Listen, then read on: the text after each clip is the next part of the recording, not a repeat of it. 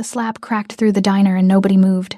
Coffee hit the floor, the waitress froze, and the sheriff smiled, until he realized the man watching him hadn't blinked once. In that silence, the sheriff thought he'd won, but he'd just been marked. If this story pulled you in, make sure to hit that subscribe button so you never miss what's coming next. I've got another unforgettable story dropping tomorrow. And while you're here, jump into the comments and tell me where you're watching from. I love seeing our community from all around the world. Alright, let's get back into it. The slap lands sharp and loud, the sound cutting through the diner like broken glass. Clara Mitchell staggers back, coffee spilling across the counter, dripping onto linoleum that's absorbed too many stains. The room freezes, not in shock, but in practiced obedience. At the counter sits a man in a black suit, tattoos climbing his neck like vines reclaiming stone, hands folded around a cup he hasn't touched. He doesn't flinch, doesn't speak, doesn't look away. Sheriff Mark Gill had built his authority on moments like this, on silence that confirmed what he already believed, that no one would challenge him, that fear was loyalty, that a badge made him bulletproof in a town this small. He'd miscalculated what silence could mean. The stillness coming from the man at the counter wasn't submission. It was assessment. The desert doesn't forgive carelessness. It teaches through erosion, through slow collapse, through the kind of heat that warps metal and judgment alike. This town existed in that space between survival and surrender, a scatter of buildings clinging to a two-lane highway that trucks used to bypass anywhere worth stopping. The diner sat like a confession at the edge of everything, its sign flickering with the rhythm of something dying slow. Inside, the air conditioning wheezed against the afternoon heat, and conversations happened in fragments, in voices trained not to carry past the booth they started in. Clara's cheek burns. Her eyes water, but she doesn't cry, won't give him that. She's 23, and has survived worse than a middle-aged man drunk on petty power, but this is different. This is public. This is witnessed. Her hand trembles as she reaches for the towel at her waist, but her body won't cooperate. The coffee pot is still in her grip, somehow, though half its contents now pool across the counter and drip between the cracks in the tile. You clumsy or just stupid? Gill's voice carries the casual cruelty of someone who's never been interrupted mid-sentence. He adjusts his belt, the leather creaking, his hand resting near the holster like it's part of the performance. I asked for a refill. Didn't say redecorate my goddamn uniform. There are maybe 15 people in the diner. A couple in the corner booth who suddenly find their pancakes fascinating. 2 truckers at a window table who study the parking lot like it holds answers. A woman with a toddler who pulls her child closer and whispers something about leaving soon. The cook, a man named Ray who's worked here 20 years, stares through the kitchen window but doesn't move, doesn't speak. The waitress at the far end, an older woman named Jolene, wipes down a table that's already clean. No one intervenes. No one ever does. Clara forces herself to breathe, forces the apology out even though it tastes like bile. I'm sorry, Sheriff. I'll get you a towel. Damn right you will. Gill pulls a napkin from the dispenser and dabs at the few drops on his sleeve with theatrical disgust. And you'll pay for the dry cleaning. Minimum wage doesn't excuse incompetence. The man at the counter still hasn't moved.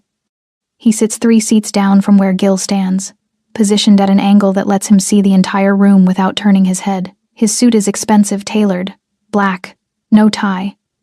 The kind of clothing that doesn't belong in a place like this. His dark hair is slicked back, showing the clean lines of his face, the sharp angles of his jaw. But it's the tattoos that draw attention. Ink crawls up from his collar in intricate patterns, symbols, and script, in a language Clara doesn't recognize. His hands rest on the counter, and she can see more tattoos there. Across his knuckles, disappearing under his sleeves. He looks like he walked out of a different world, and into theirs by accident. Gill notices him now. Really notices. The sheriff's gaze slides from Clara to the stranger, and something shifts in his expression. Not fear, not yet, but the cautious calculation of a predator encountering something unfamiliar in his territory. You got a problem? Gill's voice is louder now, projecting, performing for an audience that pretends not to watch. The man doesn't answer immediately. He lifts his coffee cup slowly, deliberately, and takes a sip, sets it back down with the same measured control. When he finally speaks, his voice is quiet, calm, the kind of calm that makes people lean in to hear. No problem. 2 words. That's all. But the way he says them without deference, without fear, without the reflexive submission this town has learned, makes the air in the room change. The silence deepens. Even the hum of the air conditioning seems to hold its breath. Gill's jaw tightens. He's used to fear presenting itself immediately, like a tax everyone pays without question. This man isn't paying. Then mind your damn business. Gill turns back to Clara, dismissing the stranger with the confidence of someone who's never been genuinely threatened. Towel! Now! Clara moves on autopilot, her hands still shaking as she grabs a clean towel from under the counter. She approaches Gil carefully. The way you'd approach a dog that's already bitten once. He snatches the towel from her hand without thanks, scrubbing at his sleeve with unnecessary violence. The man at the counter watches. Not Clara, not the sheriff. He watches the room. The exits. The mounted camera in the corner that hasn't worked in 3 years. The window that looks out onto the parking lot where Gil's cruiser sits at an arrogant angle across 2 spaces. He's cataloging, memorizing, building a map of something only he can see. Gil tosses the towel back at Clara. It hits her chest and falls to the floor. Clean this mess up. And stay out of my way. He walks toward the door, boots heavy on the tile, radio crackling at his hip with some distant emergency he won't respond to. At the threshold, he pauses, looks back at the man in black one more time. The stranger meets his gaze, doesn't blink, doesn't smile, just looks at him with the patient attention of someone who has all the time in the world. Gil leaves. The door swings shut behind him. His cruiser starts with an aggressive rumble. The diner exhales. Clara kneels to pick up the towel, her hands still trembling, her cheeks still burning.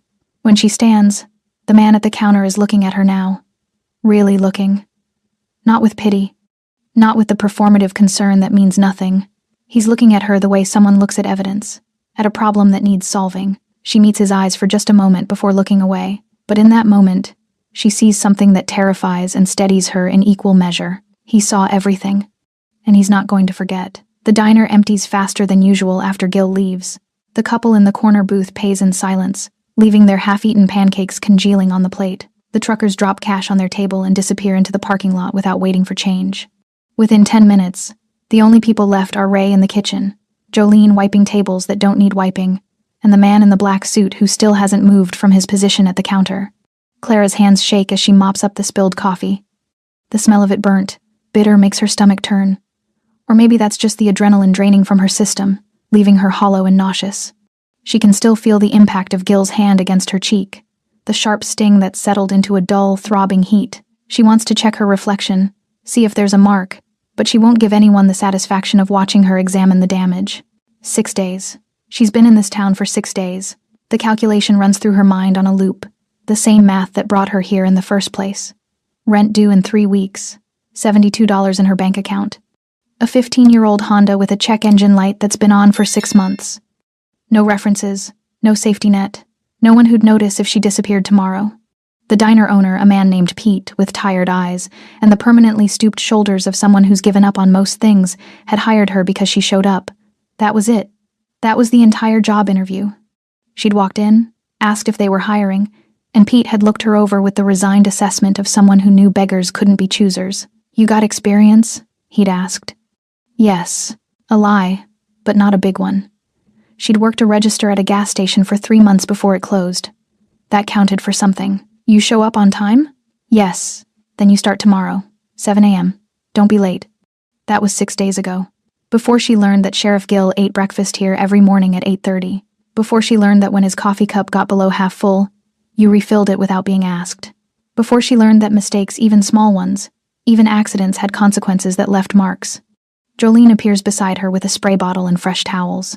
She's maybe 50, maybe 60, hard to tell with the kind of worn-down aging this desert does to people. She doesn't say anything, just starts wiping down the counter where the coffee spilled, her movements efficient and mechanical. "I'm sorry," Clara whispers. "I didn't mean to. Don't apologize to me." Jolene's voice is flat, empty of emotion. Not unkind, just absent. "It's done. Move on." "But Move on." Jolene meets her eyes briefly, and Clara sees something there that makes her throat tighten. Not sympathy, not anger, just exhausted recognition. The look of someone who stood exactly where Clara is standing and learned the hard way that talking about it doesn't help. Clara swallows hard and nods. She takes the dirty towels to the back, dumps them in the industrial sink, and stands there for a moment with her hands braced against the stainless steel. The kitchen is hot despite the laboring air conditioning. Ray is at the grill, scraping away at carbonized grease that's probably been there for years. He doesn't look at her, doesn't acknowledge her presence at all. That's when it really hits her. Not the slap itself, but the silence that follows. The way everyone in this building just watched a man in uniform strike a woman half his size and did absolutely nothing, not because they didn't care, but because they'd learned that caring had a price they couldn't afford to pay. This isn't new. This isn't shocking. This is routine. When Clara returns to the front, the man in the black suit is still there. He's nursing the same cup of coffee, which must be cold by now. His posture hasn't changed, relaxed but alert, like a cat pretending to sleep, while actually tracking every movement in the room. She approaches cautiously, the way you'd approach anything unpredictable. "Can I get you anything else?" He looks at her then, really looks at her. His eyes are dark, almost black in the diner's fluorescent lighting, and there's an intensity to his gaze that makes her want to step back. But it's not threatening, it's assessing, like he's reading something written on her face that she didn't know was there. "How long have you worked here?" His voice is quiet, accented something European maybe, though Clara can't place it exactly. The question surprises her. "Almost a week. And him?" He doesn't gesture toward the door, doesn't need to. They both know who he means. Clara hesitates. Every instinct she's developed over the past 6 days screams at her not to answer. Don't gossip, don't complain, don't give anyone ammunition to use against you later. But something about this man, about the way he watched Gil, about the way he's watching her now, makes her feel like dishonesty would be more dangerous than truth. He comes in every morning. She keeps her voice low. Usually he's fine. I must have just caught him on a bad day. The man's expression doesn't change, but something in his eyes suggests he knows she's lying to herself, making excuses for someone who doesn't deserve them. He reaches into his jacket, a movement that makes Clara's heart jump, and pulls out his wallet. He places a $20 bill on the counter beside his coffee cup, the cup that cost $3. "Keep the change." He stands, adjusting his suit jacket with practiced ease. Up close, Clara can see more details of his tattoos. On his right hand, across his knuckles, letters in ornate script. On his neck, partially hidden by his collar, what looks like a bird, maybe a raven with its wings spread. "Thank you," Clara manages. He pauses, studying her face one more time. "That mark on your cheek will fade. Make sure you ice it when you get home." Then he's walking toward the door, moving with the kind of controlled grace that suggests training military. Maybe, or something else. Something that makes ordinary people look clumsy by comparison. The door closes behind him. Through the window, Clara watches him cross the parking lot to a black car she hadn't noticed before. Expensive, sleek, the kind of vehicle that belongs in a city, not a dying desert town. He doesn't leave immediately. He sits in the driver's seat, engine running, and makes a phone call. Clara touches her cheek, feels the heat still radiating from where Gil's hand connected. The stranger is still on the phone when she finally turns away. Ryan Macias had learned patience in places where impatience meant death, in rooms where the wrong word ended negotiations permanently, in territories where power was measured not by volume but by the space people gave you when you entered. He'd spent 20 years building an empire that operated in shadows, in whispers, in the kind of silence that made governments nervous and rivals careful. He hadn't planned to stop in this town. It was an accident of geography, a detour necessitated by road construction 50 miles back that had rerouted him through this forgotten stretch of desert. He'd needed coffee, needed to stretch his legs, needed a moment away from the enclosed space of his car and the thoughts that followed him everywhere lately. The diner had seemed as good a place as any. He'd been wrong about that. Now, sitting in his car with the engine idling and the air conditioning fighting against the afternoon heat, Rayan replayed the scene in his mind with the methodical precision of someone trained to notice details others missed. The sheriff's body language confident, entitled, performing for an audience he knew wouldn't challenge him. The girl's reaction fear mixed with something harder, something that suggested this wasn't her first encounter with violence. The room's collective response practiced invisibility, the kind that came from repetition. But it was the aftermath that interested him most. The way people had fled, the way the older waitress had moved in to help clean up without acknowledgement, without emotion, like she was servicing a machine rather than comforting a person. The way the cook had deliberately avoided eye contact. This wasn't an isolated incident. This was infrastructure. His phone call connects after 2 rings. Rayan. The voice on the other end belongs to Dmitri, his second in command, a man who'd followed him from Moscow to Chicago to Los Angeles, and never once questioned an order. "Everything all right? I need information on a town." Rayan rattles off the name, though calling it a town feels generous. "Specifically, I need background on the local sheriff. Mark Gil, G-I-L. There's a pause. The sound of fingers on a keyboard. "That's random." We expanding into the middle of nowhere now? Just pull it. Rayan watches the diner through his windshield. The girl, Clara, he'd heard the other waitress call her, is visible through the window, moving between tables with the mechanical efficiency of someone trying to disappear into routine. Employment history, complaints, anything that shows a pattern. How deep? Deep enough to know who protects him. More typing. Dimitri knows better than to ask unnecessary questions, but Rayan can hear the curiosity in his silence. They've worked together long enough that Dimitri can read the temperature of Rayan's voice, can sense when something has shifted from business to personal. Give me 2 hours, Dimitri says finally. 1. Rayan, 1 hour. And Dimitri? Rayan shifts in his seat, his eyes still on the diner. Look into the town's mayor, county officials, anyone with authority. I want to know the chain. The line goes quiet for a moment. Then, you planning something? I'm planning to understand something. He ends the call. The truth is, Rayan had been looking for a reason. Not consciously, maybe, but the restlessness that had been building in him for months, the sense that the empire he'd built had become routine, predictable, empty of meaning, had been searching for an outlet. For something that mattered beyond profit margins and territory disputes. He'd watched the sheriff slap that girl and felt something he hadn't felt in years, genuine anger. Not the calculated anger he used in negotiations, not the strategic fury he deployed to keep his people in line. This was clean and simple and almost refreshing in its clarity. Someone with power had abused it. Someone without power had suffered for it. And everyone who witnessed it had decided their own safety mattered more than basic human decency. Rayan understood that calculus. He'd built a career on it, but he'd always operated with a code. Even in the criminal underworld, you didn't hurt civilians. You didn't target the defenseless. You maintained certain lines because without them, you were just chaos in an expensive suit. This sheriff had no code. Just a badge and the certainty that no one would stop him. That certainty was about to become expensive. Rayan starts the car but doesn't leave immediately. Instead, he drives slowly through the town's main street. Cataloging. A gas station with pumps that look older than he is. A general store with a help wanted sign that's faded to near illegibility. A post office. A bar called The Watering Hole with motorcycles parked outside and country music bleeding through closed doors. The sheriff's station is a low-slung brick building at the edge of town. American flag hanging limp in the still air. 2 cruisers in the parking lot. A couple of deputies visible through the windows, moving with the unhurried pace of people who know emergencies are rare and accountability even rarer. Rayan doesn't stop, doesn't slow down, just catalogs and continues. He finds a motel on the highway, the kind of place that rents rooms by the hour or the week with equal indifference. The clerk is a kid in his early 20s who barely looks up from his phone when Rayan approaches the desk. Need a room. 3 nights.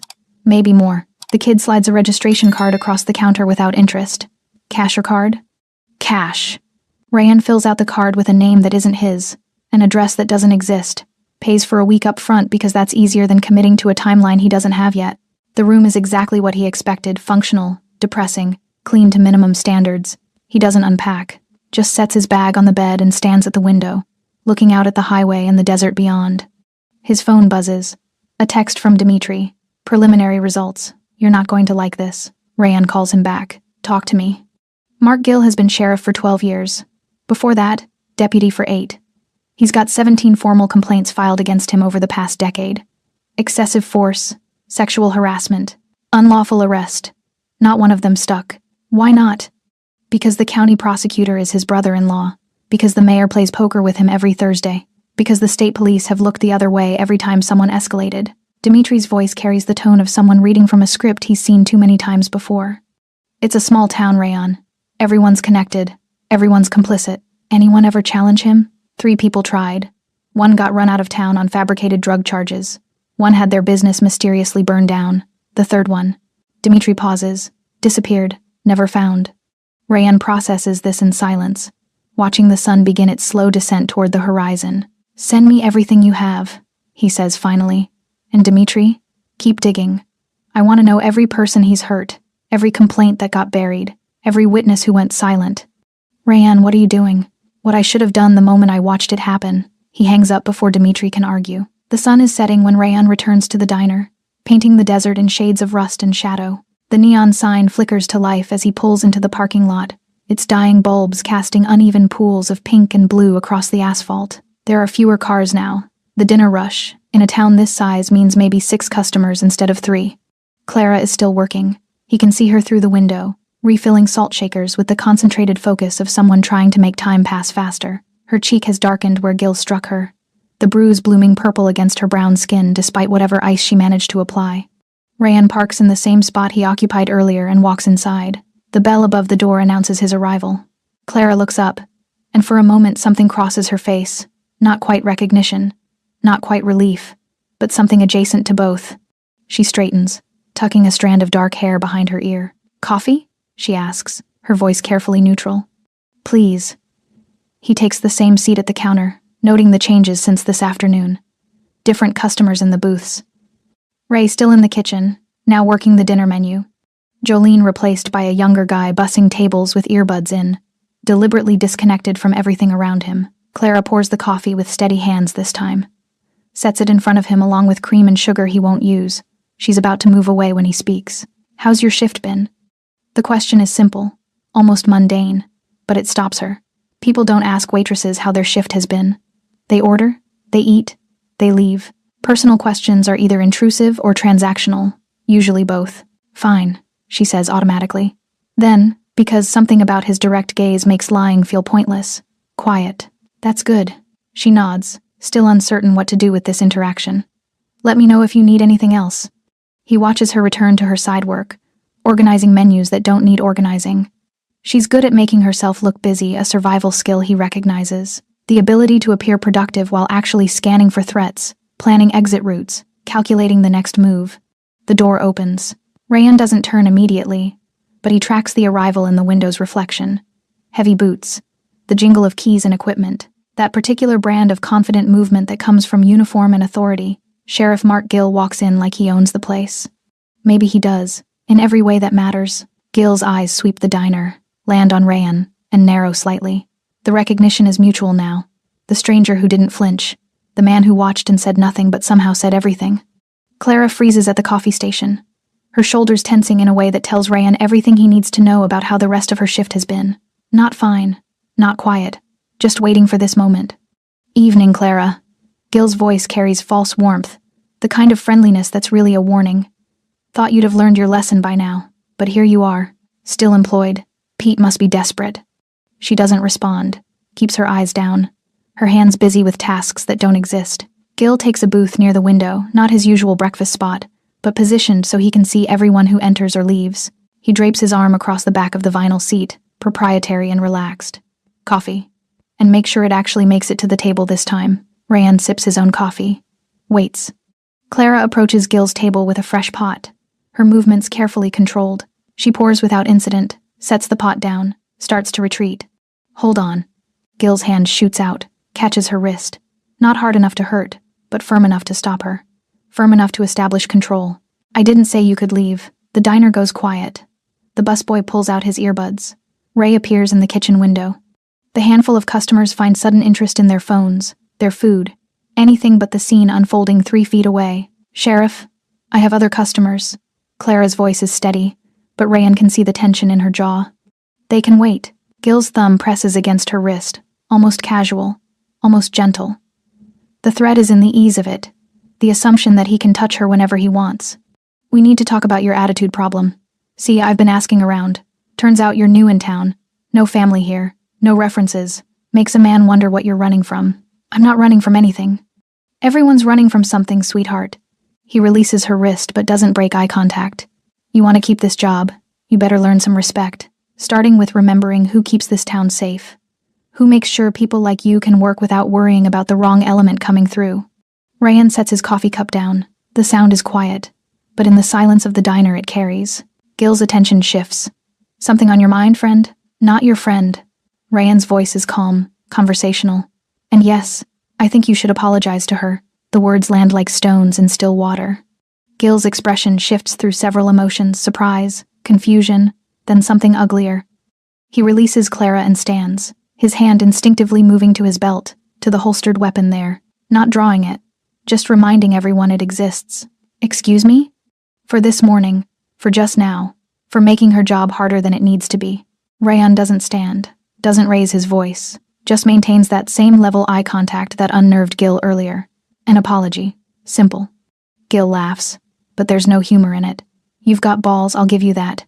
You know who you're talking to? I know exactly who I'm talking to. Then you know I don't apologize to minimum wage help who can't do their jobs right.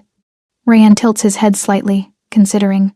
Then maybe you're not as smart as you think you are. The temperature in the room drops. Gil's jaw clenches, his hand now fully gripping his belt near the holster. You threatening a law enforcement officer? I'm suggesting basic human decency. If you hear that as a threat, that says more about you than me. Gil moves toward Rayan's position at the counter. He's a big man, 6'2", maybe 220, used to using his size to intimidate. He stops close enough that Rayan would have to look up to maintain eye contact if he were anyone else, but Rayan doesn't look up, doesn't lean back, doesn't give ground. You're new here, Gil says quietly, voice low enough that only Rayan and Clara can hear. So maybe you don't understand how things work. Let me educate you. In this town, I am the law. What I say goes, and I say you need to mind your own goddamn business before you find yourself in a situation you can't walk away from. Is that a threat? Rayan asks mildly. It's a fact. Rayan finally stands. He's not quite as tall as Gil, but the way he carries himself makes height irrelevant. There's something in his posture, something coiled and patient that makes Gil's confidence waver for just a second. Here's another fact, Rayan says quietly. You put your hands on people because you've never met anyone who'd make you regret it. That stops today. Gil's face flushes red.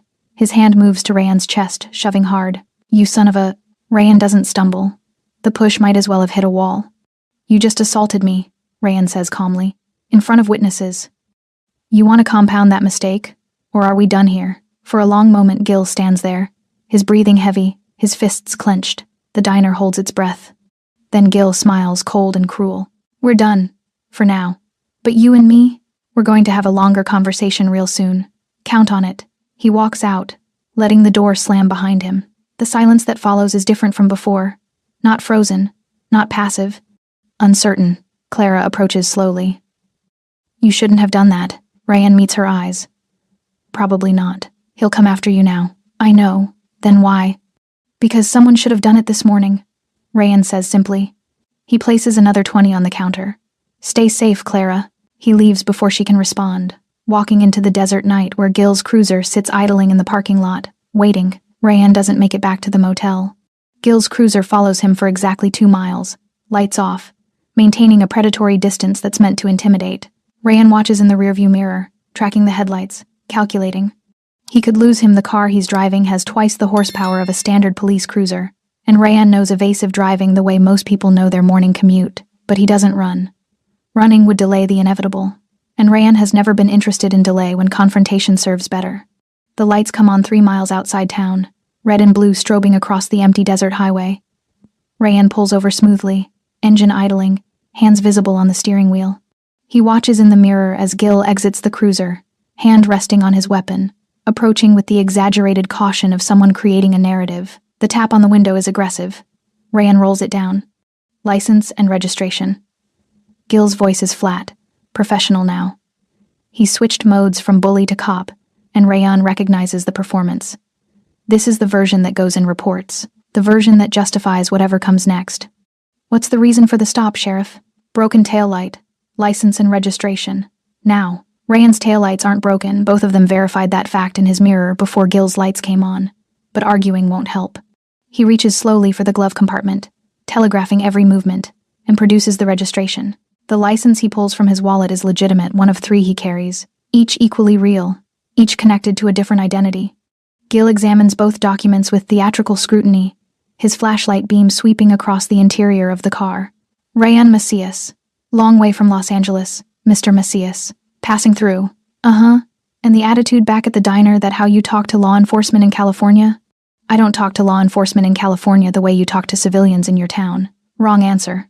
Rayan knows it even as he says it, but the truth is he's tired of performing deference for men who've earned none. Tired of watching people with badges treat authority like permission. Gil's jaw tightens. Step out of the vehicle. On what grounds? On the grounds that I'm telling you to. Step out. Now. Rayan complies, moving with deliberate slowness. The desert night is cool against his skin, the highway empty in both directions. No witnesses except the stars and the sheriff who's learning to regret his certainty. Turn around. Hands on the vehicle. Rayan does. The pat-down is rougher than necessary, Gil's hands checking for weapons with more force than procedure requires. He finds nothing Rayan doesn't carry in situations like this, doesn't need to. You're under arrest for assault on a law enforcement officer, resisting arrest and disorderly conduct. I didn't touch you. You threatened me. In front of witnesses. Gil pulls Rayan's arms behind his back, cuffs clicking into place. Too tight. Deliberately too tight. Witnesses who'll testify to exactly what I tell them to testify to. The drive to the station happens in silence. Rayan sits in the back of the cruiser, wrists burning where the metal bites, watching the town materialize out of darkness. Gil parks at the station and hauls Rayan inside with unnecessary force, past a deputy who looks up from his computer and then quickly looks away. The booking process is textbook harassment. Fingerprints taken with hands shoved roughly against the scanner. Mugshot taken with Gil, accidentally jostling him between frames. Personal effects cataloged with theatrical slowness. Wallet, phone, keys, watch. You get one phone call, Gil says, dumping Rayan's belongings into a plastic bag. Make it count. They put him in a holding cell that smells of industrial cleaner and desperation. Concrete walls, metal bench, toilet in the corner with no privacy. Rayan has been in worse places, much worse, but there's something particularly degrading about small-town authority flexing its limited muscles. He sits on the bench and waits. Gil appears at the bars 20 minutes later, coffee in hand, that same cruel smile on his face. Comfortable? Rayan doesn't respond. See, here's how this works. You're going to spend the night here. Tomorrow morning you'll see the judge who happens to be a good friend of mine. He'll set bail at whatever I suggest. Could be 5,000. Could be 50. Then you'll probably sit here another few days before your court date, because the bail bondsman in this county takes weekends off. And when you finally do get to court, you'll have a choice. Plead guilty, pay your fine, and get the hell out of my town. Or fight it, and spend the next 6 months coming back here while we drag this out, until you run out of money or patience. He sips his coffee, savoring the moment. Either way, you learn that you don't fuck with me in my town. You don't question my authority. And you definitely don't defend some waitress who isn't worth the trouble. Rayan finally speaks. I'd like to make my phone call now. Gil's smile widens. Sure, let me get you a phone. He disappears and returns with an ancient landline on a long cord. Sets it on the floor just outside the bars, close enough that Rayan can reach through, but far enough to make it awkward. Local calls only. You got 3 minutes. Rayan reaches through the bars, lifts the receiver, and dials from memory. It rings twice. Rayan. Dimitri's voice is instantly alert despite the late hour. Where are you? In a holding cell. Desert town I told you about. Rayan keeps his voice calm, aware that Gil is standing 6 feet away, listening. I need you to make some calls. What kind of calls? The kind that involve federal authorities and very detailed financial records. Rayan meets Gil's eyes through the bars. Sheriff's name is Mark Gil. I want everything: bank accounts, property records, arrest statistics, use of force complaints, cross-reference with every person of authority in this county.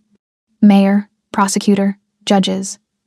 I want the entire chain of corruption documented and ready to deliver. Gil's smile falters slightly. How long do I have? Dimitri asks. 48 hours. And Dimitri? Make sure it's airtight.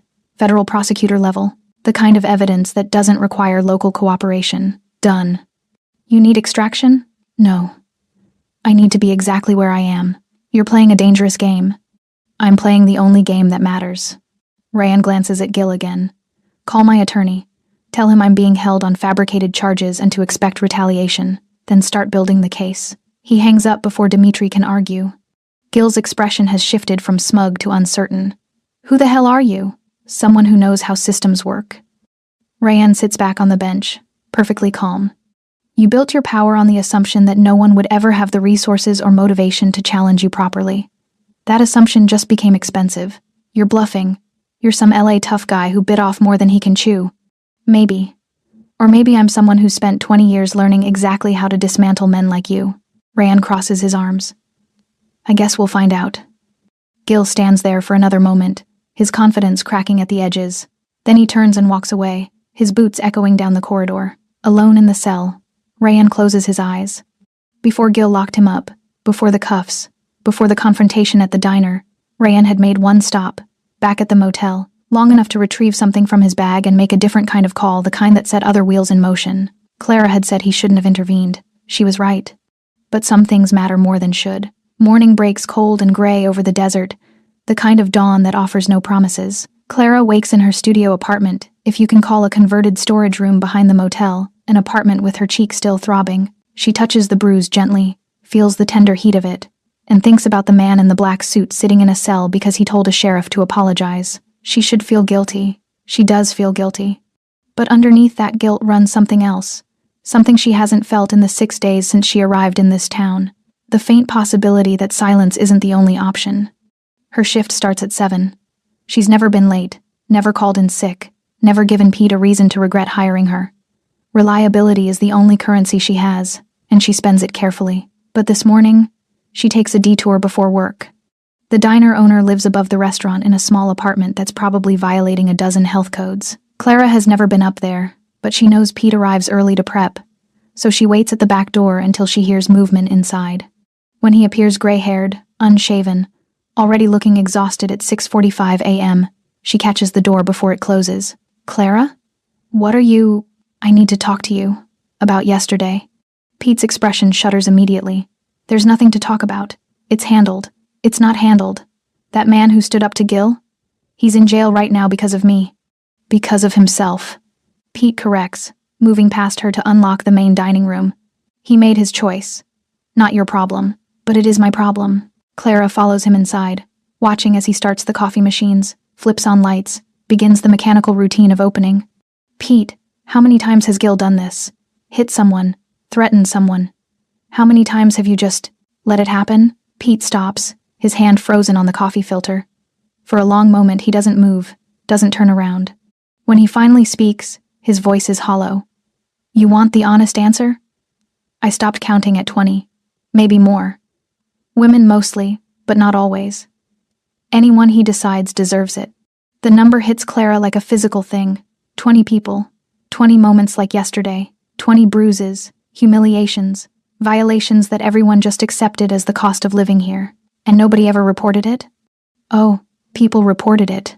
Pete turns to face her now, and Clara sees something in his eyes she hasn't seen before, not fear exactly, but the exhausted resignation that comes after fear has burned itself out. 3 years ago, a woman filed a formal complaint. Gil arrested her son on drug charges 2 days later. The charges stuck because the drugs were real. Gil planted them during a traffic stop, but try proving that. The kid's still in prison. Clara's stomach turns. 5 years before that, a businessman from out of town tried to sue after Gil broke his arm during an arrest. The man's store burned down a week later.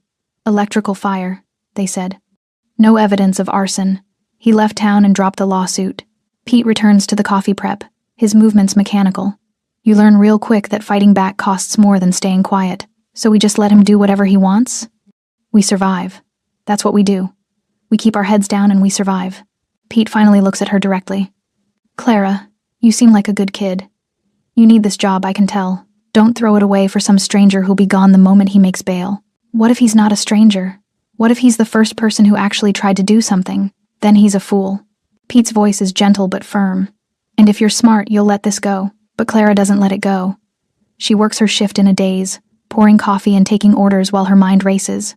During her break, she does something she's been avoiding since the slap happened. She pulls out her phone and opens the camera. The diner has security cameras, ancient things that haven't worked in years, but her phone works fine. The footage is shaky. She'd been holding the coffee pot, not the phone, but it captured the moment, the sound of the slap, her staggering backward, Gil's satisfied expression, and in the background, barely visible but present, the man at the counter watching everything. Evidence. Real, documented evidence. She stares at the screen for a long time, her thumb hovering over the delete button. This is the smart move. Delete it. Forget it. Survive. But she doesn't delete it. At noon, during the lunch rush, the diner door opens and a deputy walks in. Not Gil, a younger guy Clara has seen around but never spoken to. He orders coffee and a sandwich and sits at the counter, and Clara notices his hands are shaking slightly as he pulls out his phone. She brings him his order. "Everything okay, officer?" He looks up, startled, and for a second she sees something in his face: conflict, maybe, uncertainty. "Yeah, fine, just thinking." He doesn't elaborate, but when Clara returns to refill his coffee 20 minutes later, she notices he's pulled up something on his phone. A document. Lots of text. Before he can close it, she catches a few words. Complaint. Excessive force. Deputy James Wilson, reporting. Their eyes meet. "How's your cheek?" he asks quietly. Clara touches it reflexively. "It'll heal." It shouldn't have happened in the first place. Deputy Wilson sets his phone face down on the counter. I've worked under Gil for 3 years. Watched him do things that make what happened to you look tame.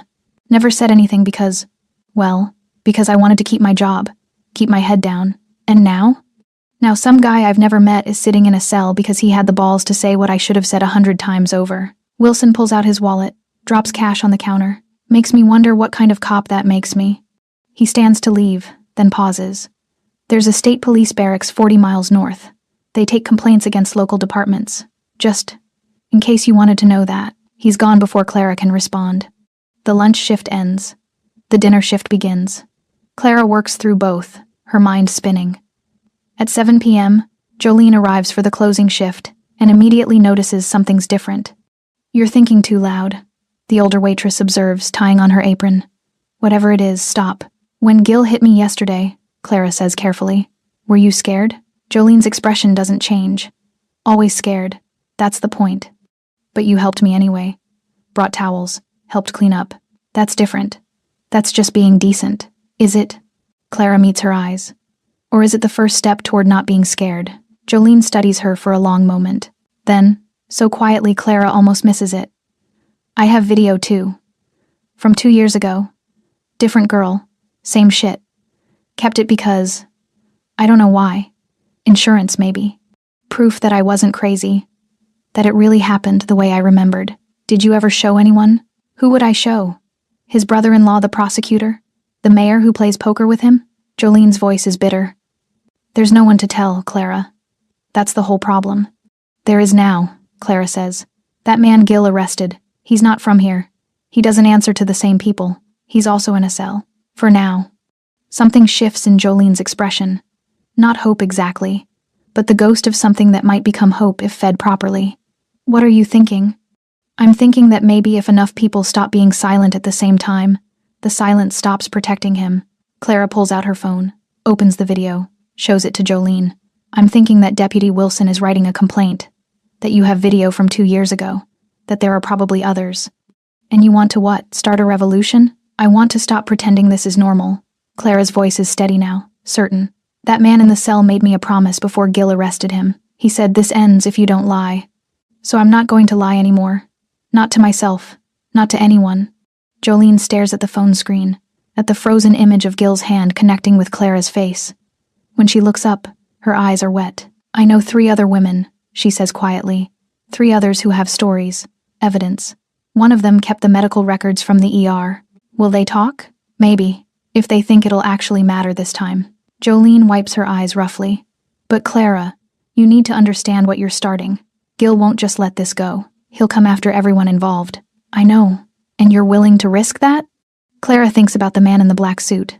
About his calm certainty that systems could be challenged if you understood them well enough. About the way he stood up when no one else would. I'm willing to try, she says. By closing time, Clara has 4 names. 4 women who experienced what she experienced. 4 potential witnesses who've kept their silence for years because silence was safer than truth. She texts each of them the same message. There's a chance to make this right. Are you interested? 3 respond yes, within an hour. The 4th takes longer, but eventually, near midnight, Clara's phone buzzes. What do you need me to do? In his cell, Rayan Mafia sleeps with the practiced ease of someone who knows patience is a weapon. He doesn't know about the videos, the complaints, the women finding their voices in the dark, but he knows something has shifted. He can feel it in the way the deputy who brought him dinner wouldn't meet his eyes. In the way Gil hasn't returned to gloat. Silence is moving. And when silence moves, everything else follows. Rayan is released at 8:47 a.m. on a Wednesday morning, without explanation or apology. The deputy who processes him out, the same one who brought him dinner, the one whose hands shook, avoids eye contact as he returns Rayan's belongings. Wallet, phone, keys, watch, everything accounted for. Nothing missing. Professional courtesy extended 24 hours too late. Charges dropped? Rayan asks, pocketing his phone. Prosecutor declined to file. The deputy's voice is carefully neutral. You're free to go. Where's Sheriff Gil? Not here. Rayan studies the younger man for a moment, reading the tension in his shoulders, the careful way he's not saying more than required. Something changed overnight, something significant enough to make charges disappear and sheriffs scarce. Deputy Wilson, Rayan says, reading the nameplate. Thank you for dinner last night. Wilson's eyes flick up briefly, And in that glance, Rayan sees confirmation of what he suspected. This one is different. This one has a conscience that hasn't been completely buried under uniform and convenience. Just doing my job, Wilson says. No, Rayan corrects gently. You did more than that. He leaves before Wilson can respond, stepping out into desert sunlight that feels sharp after a night in fluorescent captivity. His car is in the impound lot adjacent to the station. Another petty punishment. Another attempt to make his life difficult. It takes 40 minutes and $200 in administrative fees to retrieve it. By the time Rayan reaches the motel, it's nearly 10 a.m. His phone has been buzzing continuously since he powered it on Dimitri, his attorney, 2 business associates who don't know where he is and are starting to worry. He ignores them all and opens his laptop instead. The email from Dimitri is waiting, marked urgent, containing 6 attached files. Rayan reads for an hour, his expression never changing, his coffee growing cold beside him. When he's finished, he sits back and allows himself a thin smile. Dimitri has been thorough, devastatingly thorough. Mark Gill's financial records show deposits that don't match his sheriff's salary, regular payments from 3 local businesses, all documented, all traceable. His arrest records show a pattern of selective enforcement. Drug charges disproportionately filed against people who'd previously filed complaints. Use of force incidents that spike whenever county elections approach, creating a narrative of tough-on-crime that plays well with certain voters, but it's the cross-referencing that makes the case elegant. The county prosecutor, Gill's brother-in-law, has his own irregularities. Cases dismissed without explanation. Evidence mysteriously lost. A conviction rate that's statistically impossible without either corruption or divine intervention. The mayor owns property purchased at suspiciously low prices from people who were subsequently run out of town. A county judge has financial ties to the same businesses paying Gill. It's not just one corrupt sheriff. It's an ecosystem. Rayan forwards the files to his attorney with instructions. Prepare federal complaints. Identify the appropriate agencies. Make sure everything is documented with the kind of precision that survives legal challenges. Then he makes another call. It's done, Dimitri says before Rayan can speak. Federal prosecutor's office received an anonymous tip this morning. Very detailed. Very well documented. They're sending investigators. How long? They're already en route. Should arrive this afternoon. Dimitri pauses. Rayan, what the hell did you step into out there? Small-town corruption? Textbook case. Nobody mobilizes federal investigators over small-town corruption. They do when the corruption involves civil rights violations, financial crimes, and a pattern of abuse extensive enough to justify RICO charges. Rayan stands, looking out the motel window at the town he's about to dismantle. They do when someone hands them a gift-wrapped case that makes their conviction rate look good. This is about the Waitress, isn't it? Rayan doesn't answer directly. This is about removing protections from people who've been protected too long. What happens after that is just gravity. He ends the call and drives back to the diner. Clara is working the lunch shift, moving between tables with the same controlled efficiency. But something about her is different today. Her posture is straighter. When she sees Rayan walk in, relief flashes across her face before she can hide it. You're out, she says, approaching his usual seat at the counter. Charges dropped. Rayan sits, noting the other changes in the diner. Jolene is here, watching him with calculating eyes. Deputy Wilson sits in a booth, technically off-duty but present in a way that feels intentional. Seems I'm not as much trouble as the sheriff thought. Clara pours coffee without being asked. He hasn't been in today. First time in 3 years he's missed his morning routine. He's busy. Rayan sips the coffee. People tend to get busy when their world starts falling apart. What did you do? I made some phone calls, asked some questions, connected some dots. He meets her eyes. But I'm not the only one doing that, am I? Clara glances toward Jolene, then back to Rayan. 4 women came forward yesterday. With evidence, videos, medical records, witness statements. Deputy Wilson filed an internal complaint that went to state police instead of the county. Smart. Your attorney also received an anonymous package this morning. Documentation of everything Gill has done for the past 5 years. We didn't know where else to send it. Rayan allows himself a genuine smile. My attorney knows what to do with information like that. The diner door opens. 3 men in dark suits enter FBI, though they don't announce it.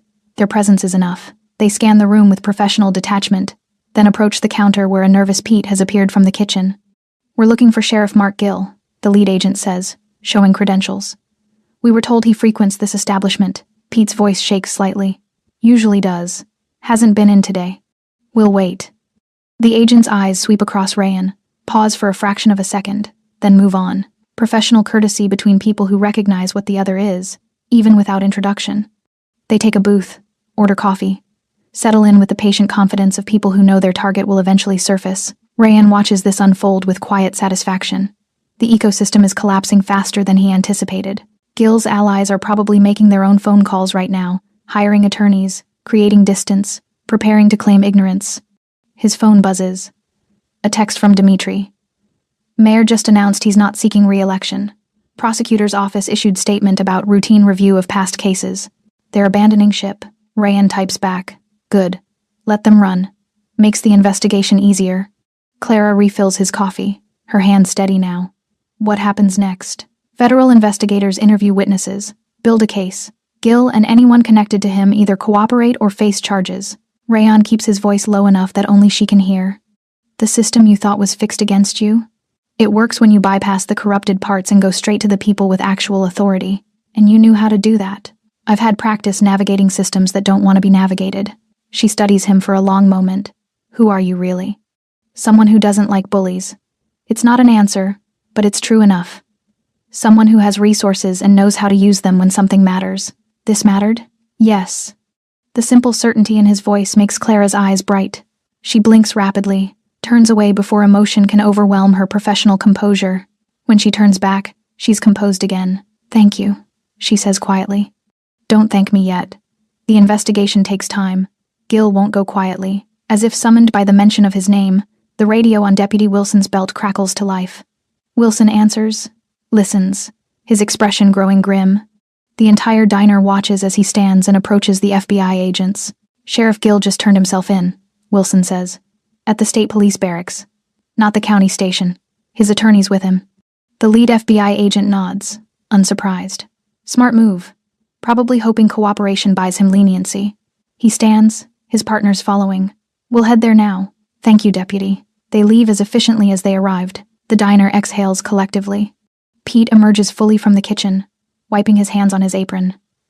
Did that just happen? Did Mark Gil just turn himself in? His attorney probably explained the mathematics. Rayan says, fight and lose everything, or cooperate and maybe keep his freedom. Men like Gil are cowards at their core. They only fight when they think they'll win. Clara leans against the counter, something like wonder in her voice. It's really over. The criminal case is just beginning. But his power? Rayan meets her eyes. That ended the moment people stopped being afraid of him. Everything after that is just paperwork. Outside, the desert sun beats down on a town that's starting to realize the man who ruled it for 12 years just became a defendant. Phones are ringing. Conversations are happening. The ecosystem Gil built is discovering what happens when the keystone gets removed. Everything collapses. And Rayan Macias, the man in the black suit with tattoos climbing his neck, sits at a diner counter drinking coffee, while the world he quietly dismantled falls apart exactly as planned. Justice doesn't always roar. Sometimes it just removes the floor and watches gravity do the rest. The federal investigators work quickly. Within 72 hours, they've interviewed 23 witnesses, subpoenaed financial records from 4 county officials, and built a case that transforms whispered complaints into documented evidence. The town watches this unfold with a mixture of disbelief and cautious hope. Like people who've lived in darkness so long they're not sure they can trust the light, Rayan remains in town, a quiet presence at the diner each morning. He doesn't insert himself into the investigation, doesn't need to. The machine he set in motion is self-sustaining now, fed by years of buried truth finally breaking surface.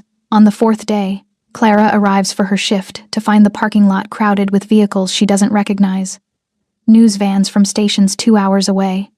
Reporters with cameras and microphones positioned outside the county courthouse across the street. The story has outgrown the town's ability to contain it. Inside the diner, business is strange. Half the customers are locals who've lived here for decades, processing the revelation that their sheriff wasn't just difficult but criminal. The other half are outsiders, journalists, legal observers, people drawn by the spectacle of institutional collapse. Pete moves through the chaos with shell-shocked efficiency, pouring coffee and taking orders while his entire understanding of how things work undergoes revision. Jolene works the floor with grim satisfaction, and when a reporter tries to interview her, she points to Clara. Talk to her. She's the one who started this.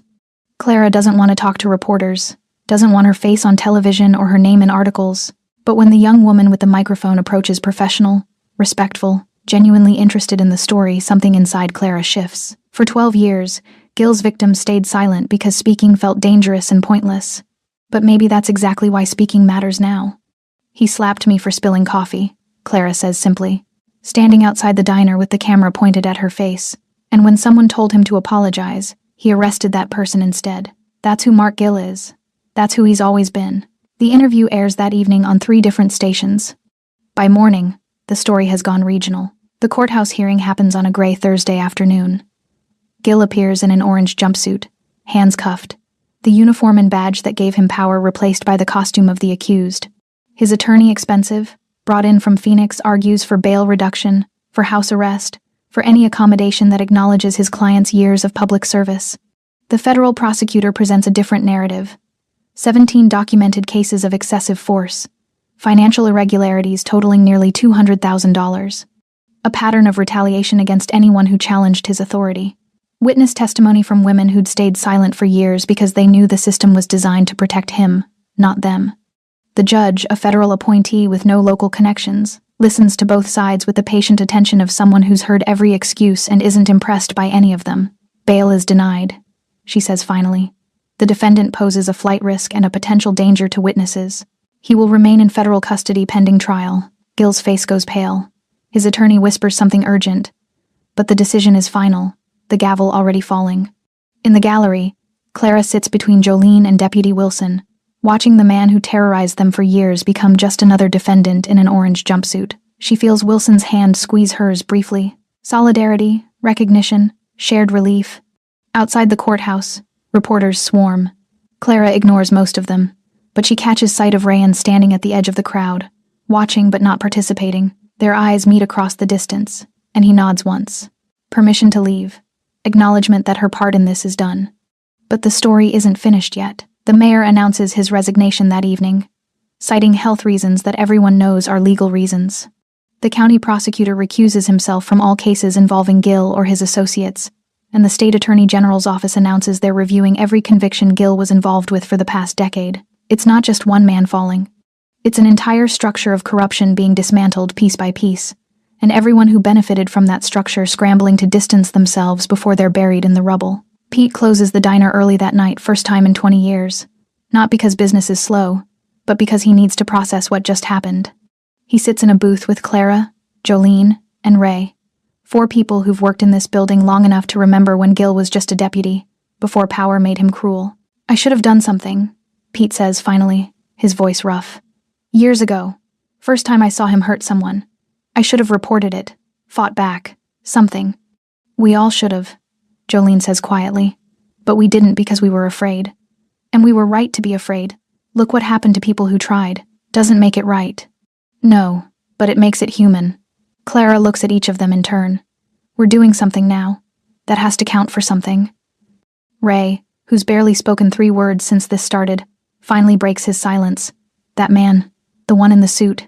He knew what to do, how to fight someone like Gill the right way. He had resources we didn't, Pete points out. No, Clara shakes her head. He had knowledge, and he shared it. Told us who to call, what to document, how to bypass the corrupted parts of the system. We could have done that ourselves if we'd known. So now we know, Jolene says. For next time, for anyone else who needs it. They sit in the dim diner. 4 people who survived something they shouldn't have had to survive, making quiet promises about the future, about being the kind of witnesses who don't look away, about building something better from the rubble of what was.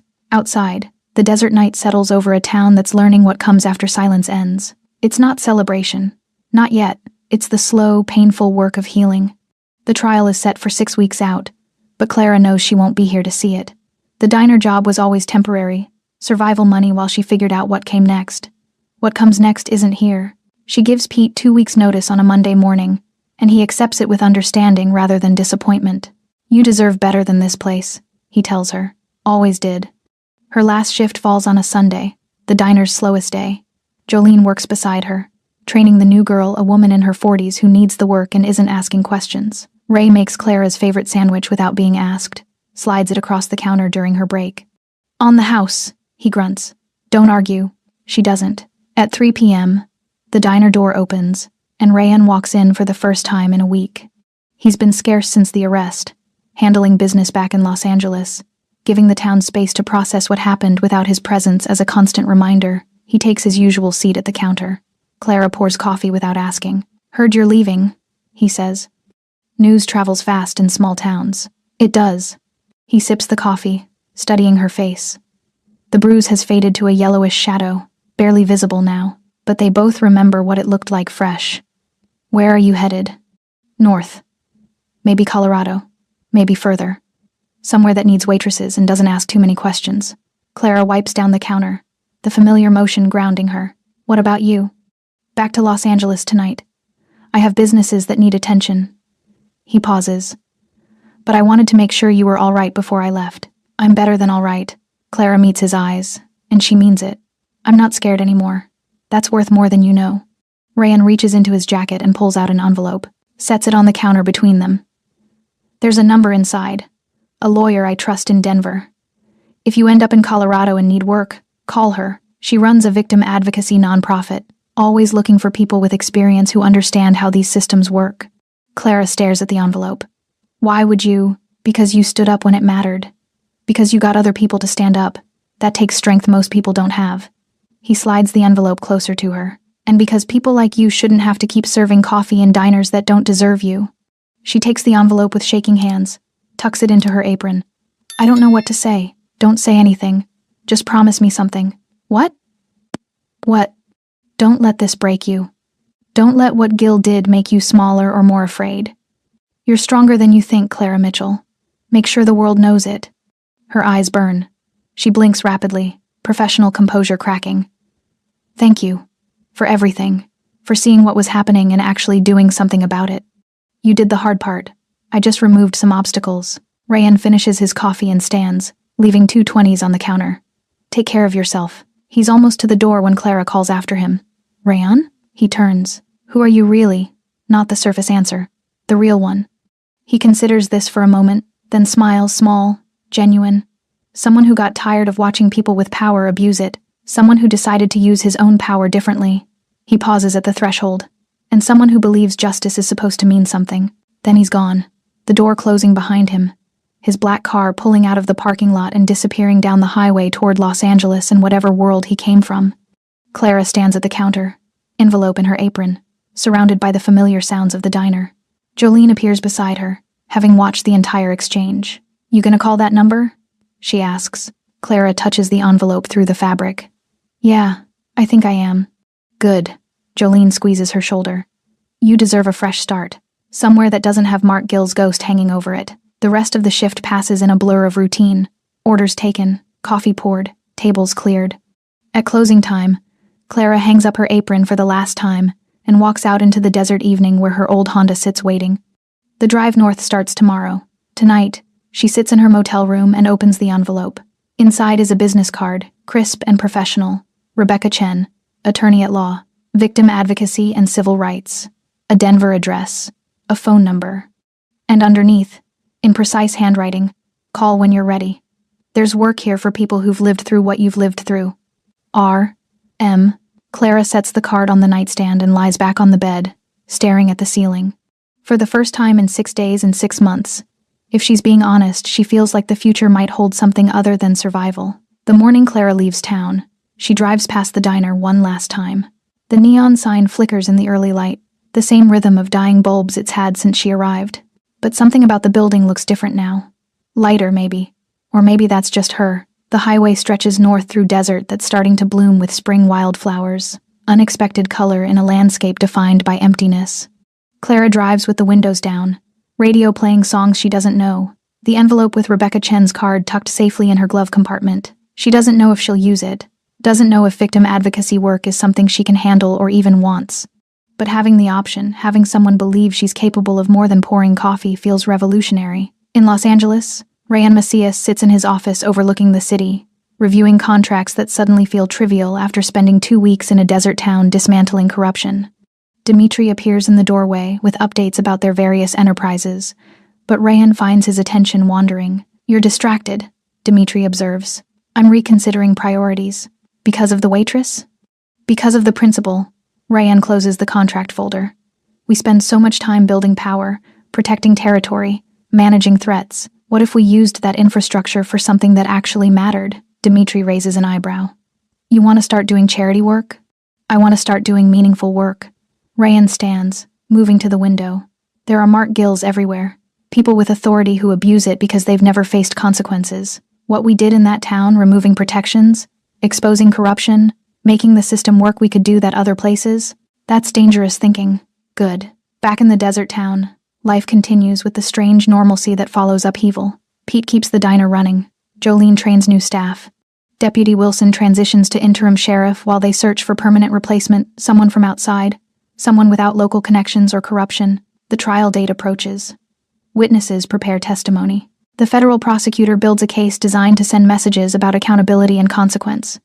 And in a federal holding facility, Mark Gill sits in a cell, much like the one he put Rayan in, learning what powerlessness feels like from the inside. The town doesn't celebrate. There's no party, no public vindication, no moment of collective triumph. Instead, there's the quiet satisfaction of people who survived something terrible and came out the other side changed but intact.